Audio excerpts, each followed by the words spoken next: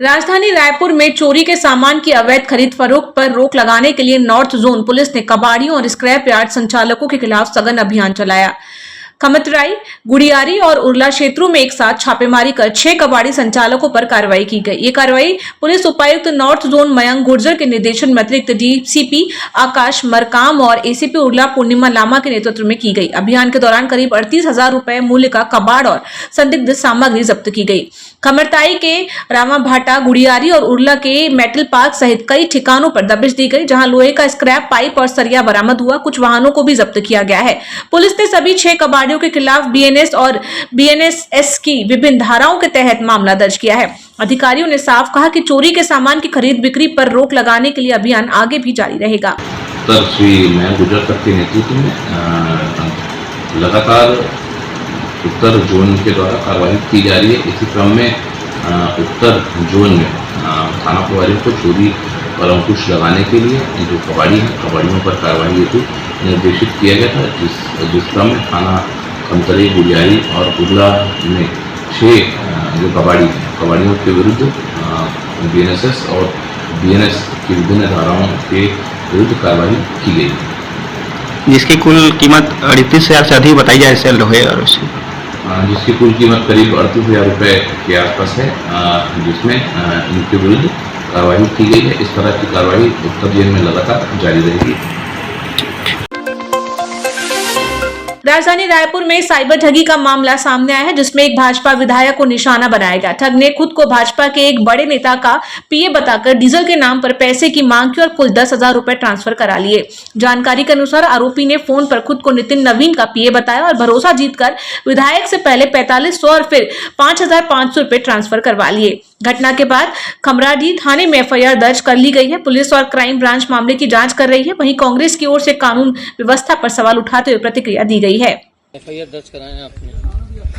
देखिए, मैं प्रशिक्षण शिविर में था भारतीय जनता पार्टी के अग्रसेन धाम में, तो 9:30 बजे एक व्हाट्सएप मैसेज में मिस कॉल था। तो जब मैं शाम को घर आया रात में 9-10 बजे, तो उसको चेक किया ये कौन है। तो उसमें लिखा था पर्सनल असिस्टेंट नितिन नवीन। मुझे लगा यार ऐसे कैसे फोन आ गया। फिर भी राष्ट्रीय अध्यक्ष का कोई पीए लिख के भेजेगा तो मन में संदेह हो। उसको वापस मैं फ़ोन किया तो उसने बताया मैं सम्मलपुर के आगे एक जंगल में फंस गया हूँ और मेरा डीजल भी खत्म हो गया और ड्राइवर मेरे से झगड़ा कर रहा है, पैसा मांग रहा है। तो मैं ड्राइवर से भी बात किया। ड्राइवर का थोड़ा टोन लगा कि उड़िया टोन है, तो मेरे को लगा भरोसा हुआ कि ये सही में फंस गया होगा। और परिवार के साथ ही बताया, बच्चों का भी आवाज़ आ रहा था। तो या तो ऐसे जगह बैठा था कि जानबूझ के बच्चों की आवाज़ कर रहा होगा। तो मेरे को बोला कि 4,500 रुपया आप मेरे को डाल दीजिए तो मेरा डीजल का काम हो जाएगा। ड्राइवर भी बोला और जो फ़ोन किया था पीए बन करके वो भी। तो मैं बोला मैं 4,500 में 10 भेजता हूँ, क्योंकि तुम भुवनेश्वर तो जाओगे, कहीं प्रॉब्लम आ जाएगा रास्ते में। और वापसी में ड्राइवर को बोलना कि मेरे से आके मिलेगा, इसलिए मिलेगा कि वो राम मंदिर के पास का अपना निवास बता रहा था रायपुर का। तो फिर 11 बजे भी फ़ोन आया, तो उसको मैं जब मदद किया, उसके बाद 1 घंटे बाद मेरे को फ़ोन किया कि मैं भुवनेश्वर पहुंच गया हूं, मेरे को किससे मिलना है बताओ। तो मेरे को शंका हो, तुम 11 बजे सम्मलपुर के जंगल में बात कर रहे हो, फिर 12 बजे भुवनेश्वर। तो मेरे को लगा कि संदेह के दायरे में है। फिर मैंने पुलिस कमिश्नर साहब से बात की, डीसीपी से बात की, टीआई से बात करके घर में बैठे उसका ट्रेस आउट किए। तो पता चला कि उड़ीसा के कहीं का आदमी टाइप का है। तो मैंने मेरे फ़ोन उस समय मेरे उसके पास था, मेरे नारायण साहू जो मंदिर का मिस्त्री है, कभी कभी मैं साथ में रहता तो पकड़ लिया था। तो उसी के मोबाइल से 10,000 रुपये ट्रांसफ़र कर दी। फिर एफआईआर करने का मैं सोचा, एफआईआर करने की बात की है और एफआईआर हमने किया है। और मैं पुलिस विभाग से निवेदन करता हूँ ऐसे फ्रॉड को, ऐसे धोखाबाज को, और मेरे राष्ट्रीय नेता के पीए बन करके यदि ठगी कर रहा है तो उसको पकड़ के दंड मिलना चाहिए, सजा होना चाहिए। के नेताओं के दिन बादल सही नहीं चल रहे हैं और उसका कारण है कि राज्य में भारतीय जनता पार्टी की सरकार का खौफ अपराधियों में खत्म हो गया है। कानून व्यवस्था बद से बदतर हो चुकी है। कुछ दिन पहले पूर्व विधानसभा अध्यक्ष भाजपा के बहुत ही वरिष्ठ नेता के साथ में सरेआम लूट हो जाती है, उनका मोबाइल लूट लिया जाता है। अब भारतीय जनता पार्टी के बड़बोले विधायक के साथ ठगी हो जाती है, और ठगी भी ऐसे विधायक के साथ हो जाती है जो पेशे से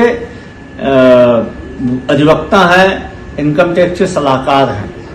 तो इस घटना से आप अनुमान लगाया जा सकता है कि राज्य में अपराधियों के हौसले कितने ज्यादा बुलंद हैं कि अब ऑफलाइन, ऑनलाइन तमाम तरीके की ठगी, चोरी, हत्या, लूट, बलात्कार जैसी घटनाएं अब प्रदेश में आम हो चुकी हैं। कोई भी सुरक्षित नहीं है। जब भाजपा के दो विधायकों के साथ एक हफ्ते के अंदर इस प्रकार की घटनाएं हो सकती है तो आम आदमी के बारे में आप कल्पना कर सकते हैं। ये खुद को ठग ने नितिन नवीन का पीए बताया, तो क्या पुरंदर मिश्रा जी को यह भी नहीं पता कि नितिन नवीन के पीए? इसमें देखिए, नितिन नवीन के पीए के नाम पे ठगी की गई है। इसके पहले भी आपको याद होगा कि एक वीडियो चला था जिसमें जब वो प्रभारी थे तो उनके नाम पे 1500 करोड़ रुपए के लेन देन की बातें करके एक वीडियो सामने आया था जिसमें कार्रवाई की गई थी, कुछ लोगों की गिरफ्तारियां की गई थी, कुछ लोग जेल गए थे, फिर उस मामले की लीपापोती की गई थी। तो इस प्रदेश में भारतीय जनता पार्टी के राज में रसूखदार के लोगों के नाम पे पैसे उगाही का कार्यक्रम चल रहा है। तो पुरंदर मिश्रा भी उसी चक्कर में फंस गए। उन्हें लगा हो सकता है कि मेरे से 10,000 रुपये मांग के बहुत कम मांगा जा रहा है, यहाँ तो 1500 करोड़ रुपए की वसूली हो रही है, तो बेचारे फंस गए। छत्तीसगढ़ सरकार इलेक्ट्रिक वाहनों को बढ़ावा देने की नीति पर काम कर रही है। मंत्री केदार कश्यप ने बताया कि इस वर्ष बजट में ईवी सब्सिडी के लिए 100 करोड़ रुपए का प्रावधान किया गया है। उन्होंने कहा कि प्रदेश में इलेक्ट्रिक वाहनों की मांग लगातार बढ़ रही है और जैसे जैसे डिमांड बढ़ेगी उसी अनुसार बजट में राशि भी बढ़ाई जाएगी। सरकार का ये प्रावधान उपलब्ध डाटा के आधार पर कर रही है। देखिए, इलेक्ट्रिक व्हीकल को प्रोत्साहित करने के लिए राज्य सरकार की जो नीति है और उसके तहत में गत वर्ष लगभग हमने इलेक्ट्रिक व्हीकल में लगभग 60 से 64 करोड़ रुपए का उनको राशि मुक्त किया है, जो स्टेट गवर्नमेंट के माध्यम से प्रोत्साहन के रूप में दिया जाता है। इस वर्ष भी लगभग 100 करोड़ रुपए का प्रावधान किया गया है और मुझे लगता है कि इस बार इलेक्ट्रिक व्हीकल ज़्यादा परचेस किए जाएंगे तो संभावना बनती है कि उससे ज़्यादा राशि का प्रावधान किया जाना चाहिए। लेकिन बजट में प्रोविज़न है और जैसे जैसा डिमांड आएगा उसके आधार पर उसको राशि मुक्त करने का प्रावधान किया जाएगा। ये बीजापुर में 10 करोड़ रुपए का पर सब्सिडी मिल नहीं रही, जैसे 64 करोड़ का बजट रखे थे आप लोग, लेकिन वो बजट कितना खपत हो पा रहा है कि नहीं हो पा रहा है? मैं अभी इसके पूरे डाटा एक बार मैं मंगा करके वो कर रहा हूँ और क्योंकि फाइनेंस के माध्यम से इसको भी मुक्त किया जाता है। इस बार भी बजट में मैंने बताया कि 100 करोड़ का प्रावधान किया गया है और जो भी पुराने मामले होंगे मामलों को क्लियर। नहीं, देखिए, अभी पहली बात तो यह है कि अपने राज्य में इस तरह की कोई घटना अभी सामने नहीं आई है और इसके लिए निर्देश जारी किया गया है और हमारे जो विभाग के अधिकारियों को कहा गया है कि इसका प्रावधान, क्योंकि यदि मान लो बस में आग लग जाती है तो उसको तत्काल नियंत्रण में कैसा रख सके, उसके लिए जो भी कहते हैं मापदंड है, उस मापदंड के आधार पर उनको अपने यहाँ पर जो भी सिस्टम लगाने का है उस सिस्टम को लगाए, इसके लिए कहा गया है और उसमें समय सीमा निर्धारित करेंगे। अभी हमारी एक बैठक होनी भी है, भविष्य में आज होनी थी लेकिन आने वाले समय में बैठक होगी तो उस बैठक में हम निर्धारित करेंगे कि किस समय सीमा के साथ में उसको करवा लिया जाए। खाद्य की कमी को लेकर भूपेश बघेल के बयान पर मंत्री केदार कश्यप ने पलटवार किया है। उन्होंने कहा कि भूपेश बघेल के पास अब कोई मुद्दा नहीं बचा है, वे उनके साथ फील्ड में जाकर स्थिति देख सकते हैं।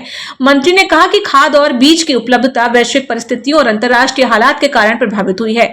उन्होंने बताया कि प्रदेश में यूरिया की मांग लगभग 4 लाख टन है, जबकि करीब 2 लाख टन का भंडारण उपलब्ध है। उन्होंने आगे कहा कि किसानों को यूरिया का 80% और डीएपी का 60% तक वितरण किया जाएगा, जिसके लिए सीमांत किसानों को एक बार में, लघु किसानों को 2 किस्तों में और बड़े किसानों को 3 चरण में खाद देने की व्यवस्था की जा रही है।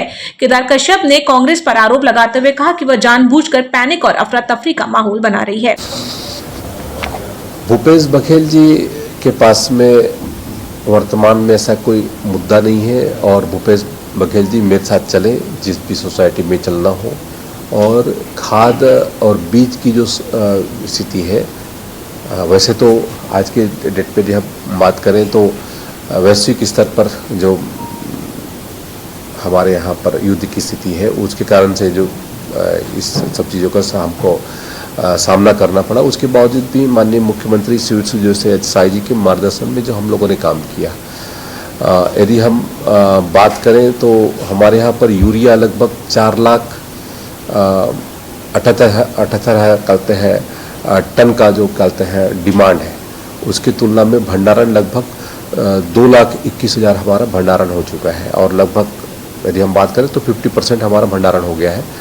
और उसके साथ DAP भी लगभग हमारा 2,25,000 कहते हैं टन का जो डिमांड है, उसकी तुलना में लगभग 65,000 कहते हैं टन यहाँ पर भंडारण हो चुका है, जो 28% है। वितरण की भी स्थिति यदि हम बात करें तो लगभग यूरिया लगभग 40% हमारा लगभग यूरिया होगा और लगभग 20% हमारा DAP का हो गया है। और यदि बीज का भंडारण के भी देखें तो लगभग 1,68,000 क्विंटल का कहते हैं बीज का भंडारण का प्रावधान है।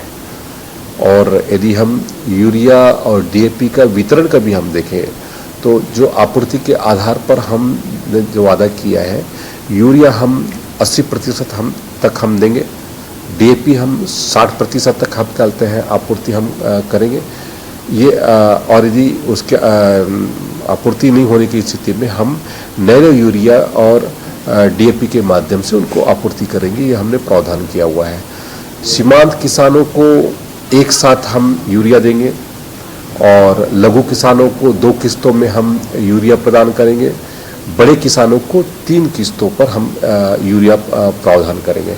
तो ये हमारा ऐसा नीति बना हुआ है ताकि किसी भी हमारे छोटे किसान को इस कारण से तकलीफ न झेलना पड़े, जो वैश्विक जो स्थिति है उसके कारण से। इसका प्रावधान हमारे माननीय मुख्यमंत्री शिवराज सिंह चौहान जी ने किया हुआ है। उसके तहत में हमने पूरे जितने भी कहते हैं हमारे सोसाइटीज़ हैं वहाँ पर इसका भंडारण वहाँ पर उपलब्ध करवा दिया।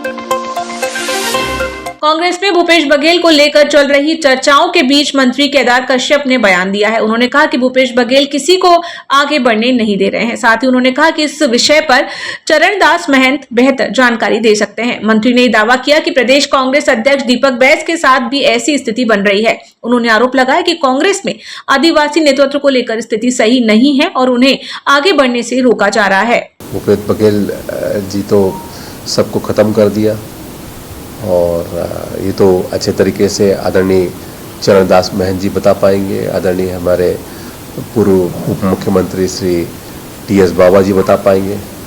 और अभी जैसा कि स्थिति बन रही है दीपक बैस के साथ में, तो स्थिति ऐसी है कि आदिवासी वर्ग के यदि यहाँ पर PCC के अध्यक्ष होता है तो कैसे उसको दुत्कारा जाता है, इसका प्रत्यक्ष उदाहरण किसी को देखना है तो कांग्रेस पार्टी में देख सकता है कि आदिवासियों को किस तरीके से ख़त्म करने की साजिश और उनके नेतृत्व को कैसे कहते हैं नकारने की कोशिश और कैसे उनको अपमानित करने की कोशिश कांग्रेस पार्टी में होती है। चाहे वो भूपेश बघेल जी हो, चाहे उनके TS बाबा हो, चाहे उनके अन्य नेता हो, वो उस बात को गाहे बगाहे हर क्षेत्र में उनको कहते हैं, जाहिर करते हैं।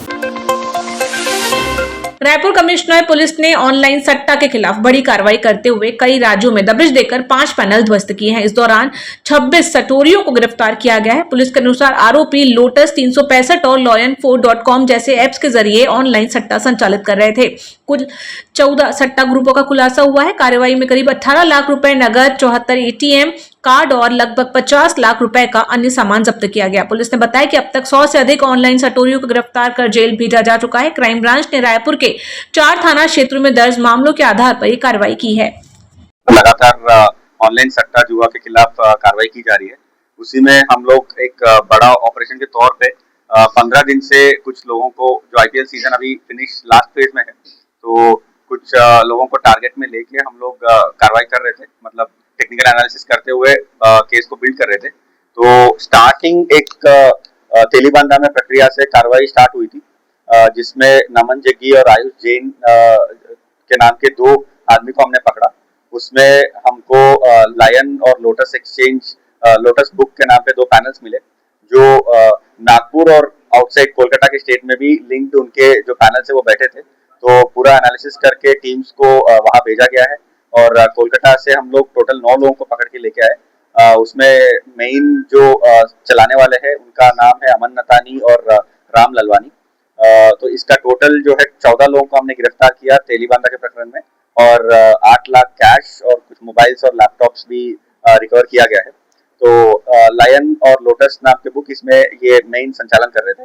तो इसी में आगे बढ़ते हुए हम लोग राजेंद्र नगर में भी एक प्रकरण किए थे, जो मुकीम नाम के एक आदमी से हमको मुखबिर सूचना मिली थी कि मुकीम नाम का एक आदमी सट्टा खिला रहा है बोल के। तो टोटल 4 लोगों को हमने गिरफ्तार किया। तो आगे विवेचना में ये पता चला कि गुरुदेव सिंह नाम का एक आदमी है, दुर्ग का है। तो वो जो है पैनल गुड़गांव में बैठा था। तो टीम्स गुड़गांव भी पहुंची और गुड़गांव से टोटल हम लोग 9 लोगों को लेके आए थे। इनका पैनल का नाम था WB03faltu.com। तो यहाँ गुड़गांव से टोटल ये कार्रवाई हुआ, 9 गिरफ्तारी और एक पैनल संचालन करने वाला मेन आरोपी को पकड़ के लेके आए। साथ ही मौदापारा में भी एक पुराना सटोरिया है जो अमित जंगेल के नाम से जाना जाता है। ये ऑनलाइन और ऑफलाइन दोनों सट्टा खेलना खिलाना वो सब चीजें करता है। तो अमित जंगेल के साथ हम लोग 4 लोगों को टोटल गिरफ्तार किए और इसका कुछ टीम्स और पैनल जो है गोवा में बैठा है। अभी इसमें भी जांच जारी है, इसमें भी टीम जल्दी पकड़ के लेके आएंगे।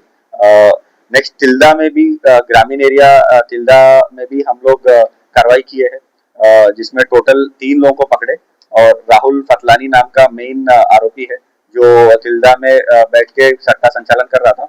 और इनका नसीब बुक के नाम पे इनका पैनल चलता था और ये पुराना जो आशीर्वाद बुक है वही नसीब बुक के नाम पे अभी चल रहा है। तो इधर हम लोग ऑलमोस्ट 10 लाख का कैश और 3 आरोपी के साथ गिरफ्तार किया है। तो टोटल अगर देखेंगे तो अराउंड 50 लाख की रिकवरी, एक 4 व्हीलर भी है, मोबाइल्स, लैपटॉप्स, कैश सब मिलके 50 लाख का रिकवरी भी हुआ है।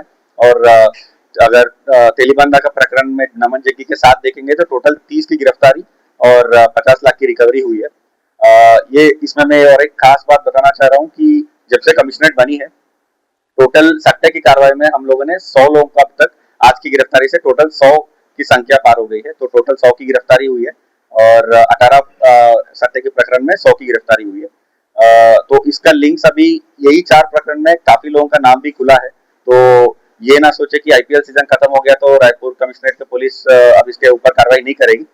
लगातार इसमें कार्रवाई जारी है और जिसका जिसका नाम खुला है वो कहीं पे भी है उनको गिरफ्तार करके लेके आएगी।